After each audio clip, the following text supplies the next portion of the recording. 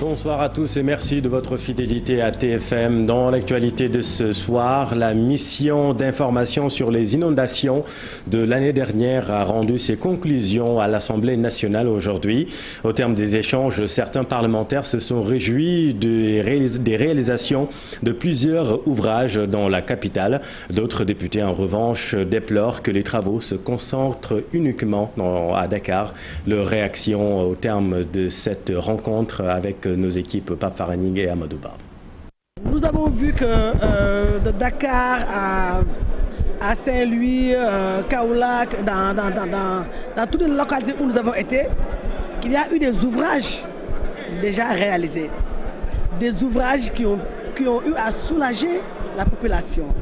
Nous avons également vu des ouvrages en cours de réalisation. Nous avons également vu des zones où il n'y a aucune réalisation. La plupart des actions sont concentrées dans la région de Dakar et que la plupart des régions ne sont pas prises en compte. Donc, mon intervention tournera tout à l'heure autour de ça. Et pour que la dernière phase, qui va aller jusqu'en 2022, puisse concerner, surtout dans le volet eau pluviale, les zones où il y a beaucoup de pluie. Et je pense que tout le monde s'est rendu compte que la pluviométrie est beaucoup plus importante dans le sud que dans le centre ou à l'ouest du Sénégal. Par rapport au rapport, je suis satisfait. Mais pour la réalisation, ça reste. Donc nous souhaitons qu'on réalise ce qui est dans le rapport. Parce que nous souffrons beaucoup de l'inondation, surtout à Jawal, surtout à Ngeko aussi. Parce que à chaque hivernage, le marché de Ngeko est inondé. Les gens n'ont pas accès au marché pendant l'hivernage. Et les intempéries inquiètent dans le nord, à Gandiol. Les producteurs d'oignons font la grise mine après les premières pluies car ils font face à un défaut d'entrepôt de stockage adéquat. Le risque de perdre des tonnes de production les guette. Ousseynou Diop, Habib Seck. Les premières pluies enregistrées dans la commune de Gandiol sont à l'origine de l'inquiétude notée chez les producteurs d'oignons issus de plusieurs villages de cette localité. Nous voulons de l'aide avant l'arrivée de nouvelles pluies dans la commune. Nous demandons au ministre des Forces armées de venir ici pour nous prêter les tentes pour couvrir nos sacs d'oignons qui risquent de pourrir entre nos mains. Et pourtant, nous avons investi dans les champs plusieurs centaines de millions.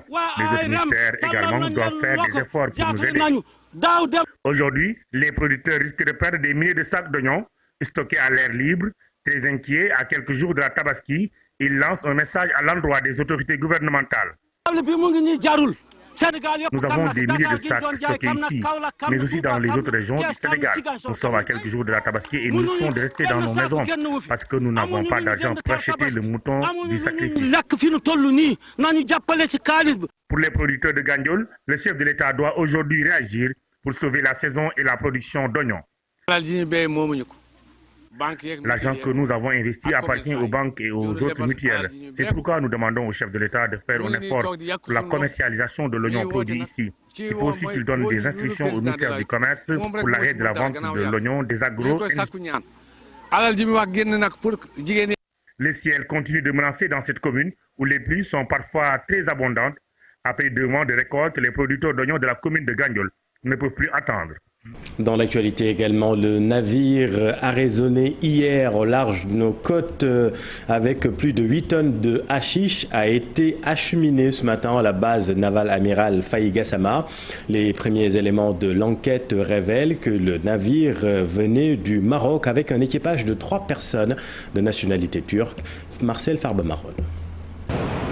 Ce navire sans pavillon national contenant du hashish en provenance du Maroc a été intercepté dimanche matin à 240 km au large des côtes sénégalaises. L'engin prenait la direction de la Guinée voisine. Une opération effectuée par le patrouilleur dénommé Kédougou, la vedette Lac Redba et une équipe des forces spéciales de la Marine nationale. C'est ce lundi matin, à 7h plus précisément, qu'il est arrivé au niveau de la base amirale Faye Gassama. La saisie de hashish qui vient d'être effectuée par les unités de la Marine nationale qui ont été alertés le samedi dans l'après-midi et 2 ont intervenu avec le soutien des forces spéciales mer.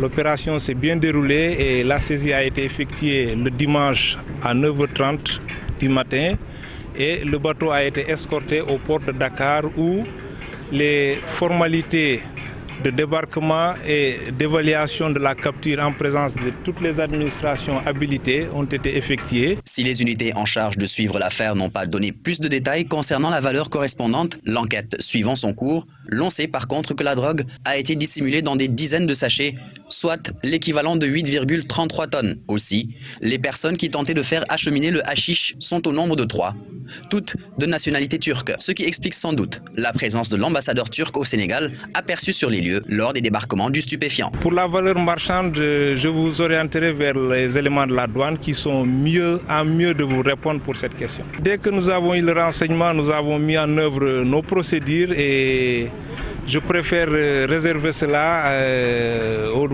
volet tactique, mais ils ont été saisis à 240 kilomètres environ de Dakar, ce qui suppose que c'est vraiment loin au large de nos côtes.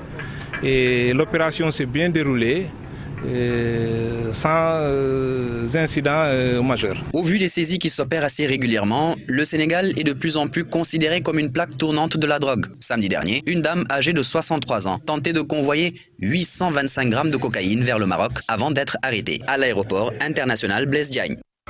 Merci Marcel. Parlons du nouveau code de l'électricité. SOS Consommateurs estime que l'État devait d'abord auditer le plan ISL avant de mettre en place ce nouveau cadre.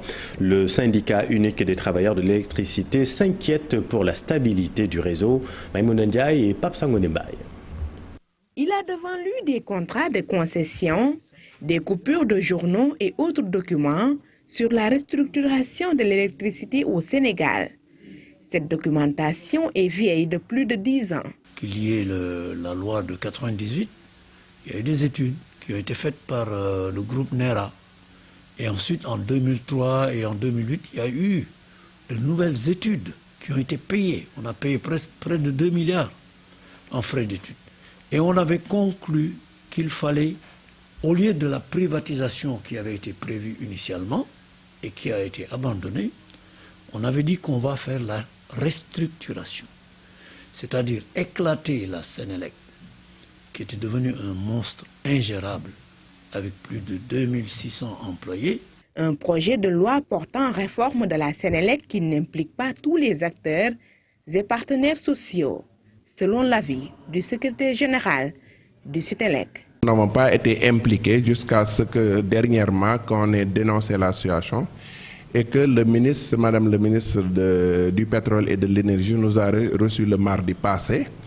Mais au moment de nous recevoir, déjà, le code était déjà adopté en Conseil des ministres. Si Mohamed Habib Aïdaha s'inquiète du sort des travailleurs de la Sénélec, Maître Massokhna Kane, pour sa part, recommande l'audit du plan ISL. Nous avons des craintes par rapport à la stabilité de la fourniture de l'électricité. Nous avons des craintes par rapport à notre souveraineté en matière d'énergie. Et en réalité, puisqu'on nous parle de dégroupage, la production sera ouverte à des privés. Que vont devenir les travailleurs de Sénélec? Le plan ISL devait, en 2020, 2006-2020, devait en 2020 faire en sorte que nous payions l'électricité moins cher, c'est-à-dire entre 60 et 80 francs le kilowatt. On est loin de là. Dans 30 mois, il est attendu des décrets pour parfaire cette nouvelle structure.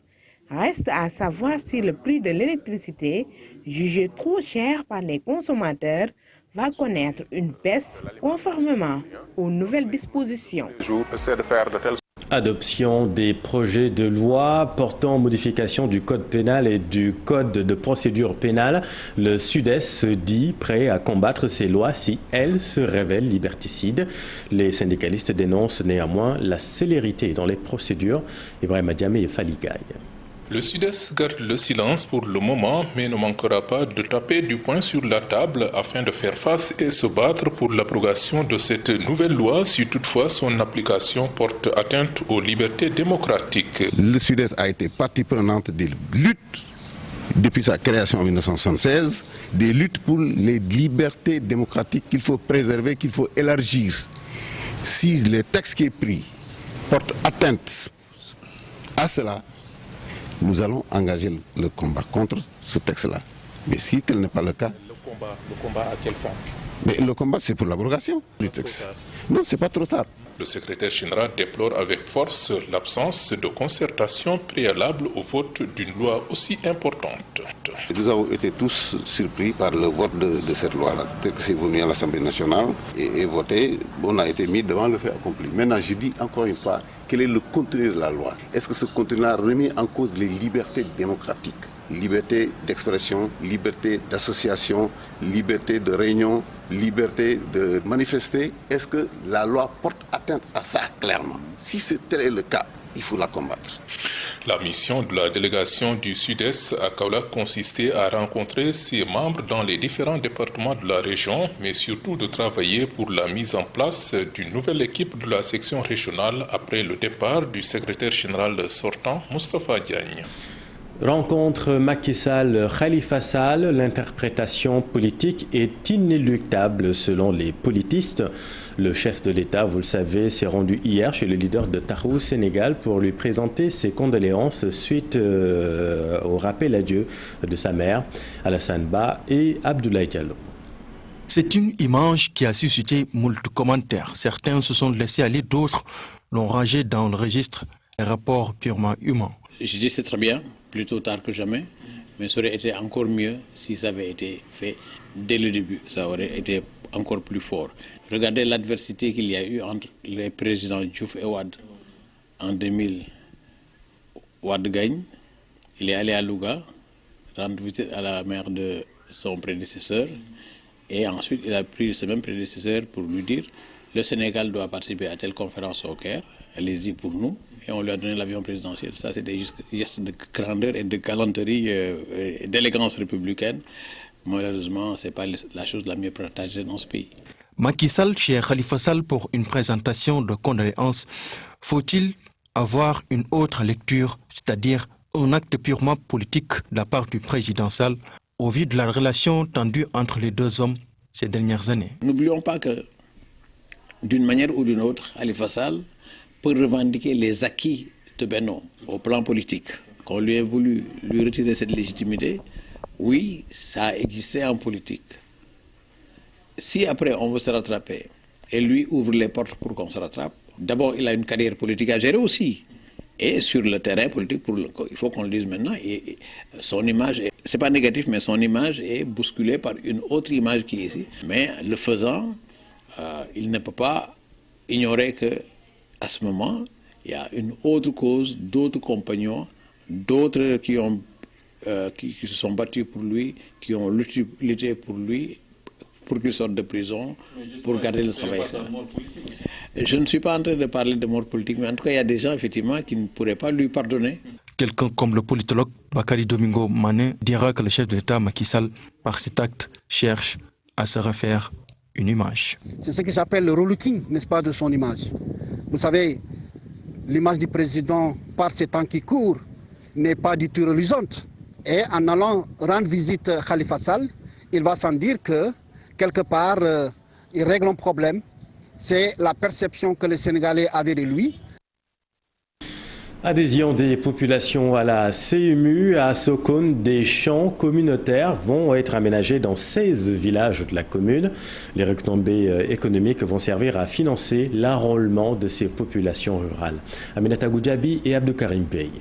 Le modèle champ collectif consiste à booster le taux d'adhésion dans les mutuelles de santé. Dans le monde rural, les habitants ont souvent des problèmes pour financer correctement leurs soins de santé. L'Institut de recherche, de formation et d'action pour la citoyenneté, la consommation et le développement en Afrique, SICODEV, va accompagner la commune de Sokone à mettre sur pied ces champs collectifs. Avoir un village dont le chef du village dit « je n'ai que deux choses, c'est mes mandants et les terres. Je vais prendre une partie de ces terres-là, affecter cela à un champ communautaire. Après la vente des récoltes, nous allons utiliser cela pour adhérer ensemble aux mutuelles de santé. » C'est ça le mécanisme endogène. Un atelier s'est tenu à cet effet à Sokone. Les chefs de village concernés ont pu être sensibilisés sur les mécanismes endogènes de la santé pour des enrôlements massifs dans les mutuelles. Après avoir identifié qu'au Sénégal, le seul village à avoir atteint un taux de couverture universel se trouve être Kermamat Mbayang, il faut juste aller vers ces groupes organisés et identifier ce qui leur permet de résoudre leurs problèmes. L'unité départementale d'assurance maladie de Foundiougne accompagne Sikodev dans cette approche. L'adhésion villageoise dans les mutuelles connaît déjà un succès à Soum, une commune du département de Foundiougne. Je pense que plus on développe les adhésions du groupe, plus on va atteindre notre objectif de couverture à 100%. Et selon le chef du service de l'Agence de la couverture maladie universelle, le taux d'enrôlement dans le département de Foundiougne est de 70% grâce à l'unité départementale d'assurance maladie UDAM. Merci Aminata. Et puis retenir en sport, le champion du monde quitte l'Euro. Les Français ont été éliminés par leurs voisins suisses un peu plus tôt. C'est le vice-champion du monde qui a été éliminé également. La Croatie a donc été éliminée par l'Espagne. Plus d'infos concernant l'Euro tout à l'heure avec votre magazine Sport à la une. Restez avec nous sur TFM, vous êtes au bon endroit. Dans un instant, les infos en Wolof avec Mamadou Mohamed Ndiaye. Excellente soirée.